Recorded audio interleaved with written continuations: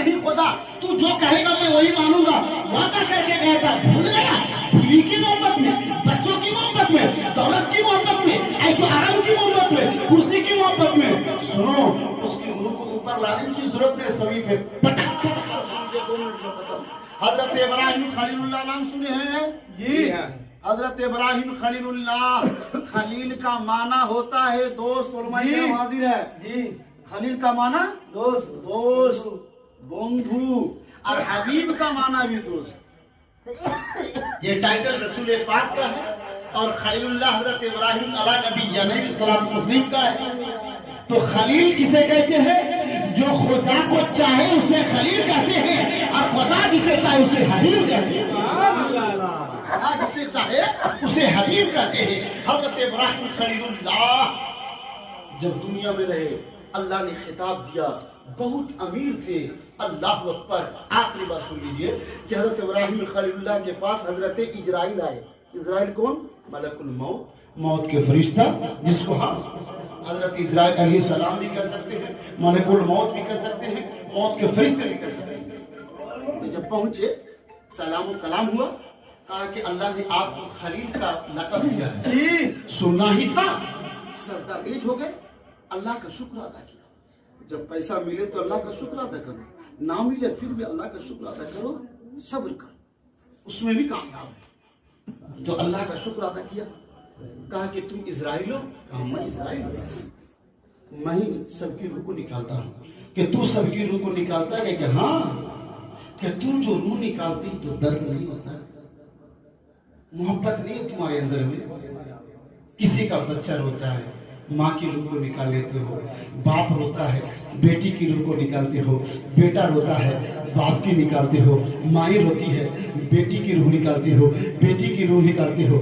مائیں روتی ہے. کیا تجھے پیار نہیں آتا, درد نہیں آتا, محبت نہیں ہے؟ کہا کہ اللہ کے پیارے خلیل, میں کسی کا رونا نہیں دیکھتا. میں یہ نہیں دیکھتا کسی کا باپ رو رہا ہے یا کسی کا بیٹا رو رہا ہے. میں یہ نہیں دیکھتا کس کا بچہ یتیم ہو رہا ہے. میں یہی دیکھتا ہوں, حکم خدا دیکھتا ہوں کہ یہ سبحان اللہ. اگر میں آزاد کی رونا کو دیکھ لوں تو خدا کا حکم مانا نہیں جائے گا. میں تجھ کا رونا دیکھ سکتا ہوں, میں تجھ کا رونا برداشت کر سکتا ہوں, لیکن حکم خدا سے باز نہیں آ سکتا. اچھا تو بتا دے, تو جو روح کو نکالتا ہے تو کیسے نکالتا ہے, کیسی تیری شکلیں ہوتی ہیں, کوئی ذرا سا دکھا سکو گے؟ اللہ اکبر. حضرت ابراہیم خلیل اللہ نبی ہیں, اور نبی کون ہے؟ جنتی ہے, معصوم علی الخطا ہے. نبی سے کوئی گناہ نہیں ہوتا ہے, فرشتوں سے کوئی گناہ نہیں. کیا فرشتوں سے کوئی گناہ نہیں, نبی اور رسول سے کوئی گناہ نہیں ہوتا, لوگ معصوم ہوتے ہیں.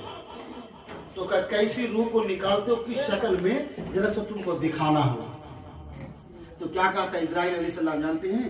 کہ اللہ کے پیارے نبی, آپ میری اگر شکل کو دیکھ لیں, میرے کوالٹی, میرے ماڈل کو اگر آپ دیکھ لیں گے تو دیکھ کر برداشت نہ کر سکیں گے. اللہ ایک نبی ہے, کیا کہا کہ دیکھ کر برداشت نہیں کر سکیں گے.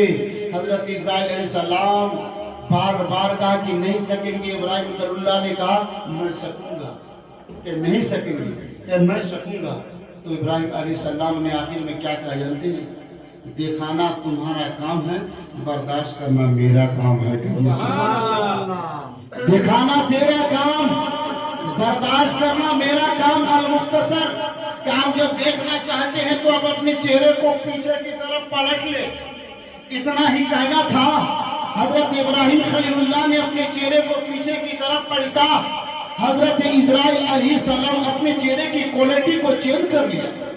کیسی بھیانک صورت, آسمان اور زمین سے اس کی ہائٹ ہے. اتنا بڑا بڑا بال چول ہے اس کے سر پہ جو زمین کو گھسیٹتا ہوا چلے آ رہا ہے. اتنا بڑا بڑا ناخن ہے کہ وہ ناخن بڑے سے بڑے پہاڑ میں اگر مار دے تو ریزہ ریزہ ہو جائے. آنکھ بڑی بڑی نیلی آنکھیں ہیں, منہ سے آگ کا شعلہ نکلتا ہے. وہ آگ, اللہ اکبر, آگ کے شعلے آسمان سے باتیں کرتا ہے. اوپر سے کوئی چرندہ پرندہ اڑنے کی کوشش کرتا ہے, اس کے جھلک سے جل کر راکھ ہو گئے. جب بھیانک شکل کو دیکھا حضرت ابراہیم خلیل اللہ بے ہوش. क्या हो गए? बेहोश हो गए, बर्दाश्त ना कर सके। हजरत इस्राइल अलैहिस्सलाम ने कहा मैंने तो पहले ही आपसे बताया था ना, क्या बर्दाश्त ना कर सकेंगे? हुक्म अल्लाह हुआ, अब असली सूरत पे आए। कहा कि ऐसी भयानक शक्ल लेके तुम जाते हो? बोले हाँ, कि ये किसकी रूह है, इसके पास ऐसी सूरत लेकर जाते हो? जो कभी नमाजें नहीं पढ़ा उसके पास मैं ऐसी सूरत लेकर जाता हूँ। जो कभी नेक अमाल नहीं करता है मैं ऐसी सूरत लेकर जाता हूँ। जो हर वक्त खराब काम में मलूस रहता है मैं ऐसी सूरत लेकर जाता हूँ। हजरत इब्राहिम खलीलुल्लाह कहते हैं कि इस्राइल वो सूरत भी दिखा दे जो सूरत तुम एक नमाज पढ़ने वाले के पास जाते हो। कहिए सुभान अल्लाह। ये तो बदकार की सूरतें हैं, नेककार की भी सूरत दिखा दो। वो सूरत दिखा दो जो सारी दुनिया सो जाती है, रात में ठंडा पानी से वजू करके मुसल्ले में गिड़गिड़ाता है, उसके पास तो कौन सी सूरत लेकर जाता है? जो सुबह शाम कुरान की तिलावत करता है तो उसके पास कौन सूरत लेकर जाते हो? इस्राइल तू वो सूरत दिखा दे जो एक दरूद पढ़ पढ़ के पूरी रात गुजारता है, उसके पास तू कैसे सूरत लेकर जाता है? इस्राइल तू वो सूरत दिखा दे जो सूरत लेकर ये तुम जो रात दिन तस्वीर पढ़ने वालों के पास जाते हो। अल्लाह अकबर। इतना ही कहना था। हजरत इब्राहिम खलीलुल्लाह कहते हैं कि किसके नेक अमाल के पास क्या सूरत लेकर जाते हो दिखा दो। कहा कि आप चेहरे को पलट दीजिए मैं दिखा देता हूँ। कहिए सुभान अल्लाह। चेहरा को पलटा, पीछे की तरफ मुड़ गए। हजरत इब्राहिम खलीलुल्लाह ने मोड़ा चेहरा इधर, हजरत इस्राइल सल्लम शक्ल बदल दिए। कैसी शक्ल? जो चांदनी की चांद की तरह चमक रहा है। इतने सुंदर लिबास में मलबूस है कि वो लिबास से मुश्क अंबर से ज्यादा खुशबू आ रही है। फरिश्तों की जमात के साथ में है। अल्लाह अकबर, अल्लाह अकबर। हजरत इब्राहिम खलीलुल्लाह कहते हैं कि ऐसी सूरत लेकर जाते हो?